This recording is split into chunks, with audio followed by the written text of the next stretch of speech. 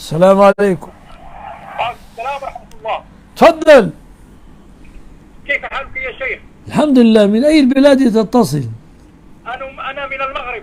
يا أهلا بك. دار البيضاء من المغرب. يا مرحبا بك وأهلا وسهلا. جزاك الله خير وسهلا. والله يا شيخ عندي سؤال. كنت أدعو على نفسي دعاء شديدا، كنت أقول اللهم لا تقبل مني لا صرفا ولا عدلا. أنت الذي أرسلت سؤالك بالأمس. نعم. أنت الذي أرسلت سؤالك مكتوبا بالأمس. أي نعم، وعدة مرات ولم أتلقى أي إجابة يا أستاذنا الجليل. يا أخي الكريم، نعم.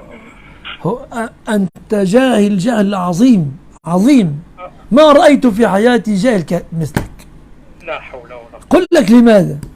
نعم. أنت قل للناس ماذا قلت. نعم. قل للناس ما الذي قلته. قلت اللهم لا تقبل مني لا صرفا ولا عدلا، وألا تدخلني الجنة، وأن تدخلني إلى النار، وألا تغفر لي، وألا ترحمني إن أنا لم أقم بهذه الأمور. كنت قد وعدت نفسي أن أقوم بأشياء حتى أرغم نفسي على أن أقوم بها. أنت سألت سؤالك قلت هل أبعد كافر بهذا الدعاء؟ يعني أنت قلت إنك تسأل الله أن لا يرزقك النظر إلى وجهه، وألا يرحمك برحمته، وألا يدخلك الجنة، وأن يخلدك في النار، وأن لا ترى وجهه الكريم. جعلت 10 أشياء عقوبات تدعو على نفسك، وسألتني سؤالا هل هذا أكون كفرت؟ قلت لك لا تكون كفرت، لكنك جهلت جهلا عظيما. والنبي يقول لا تدعوا على أنفسكم، لا تدعوا على أموالكم، لا تدعوا على أولادكم، لا تدعوا على مواشيكم، لا توفقوا من الله ساعة فيها استجاب دعاء فيها استجاب لكم.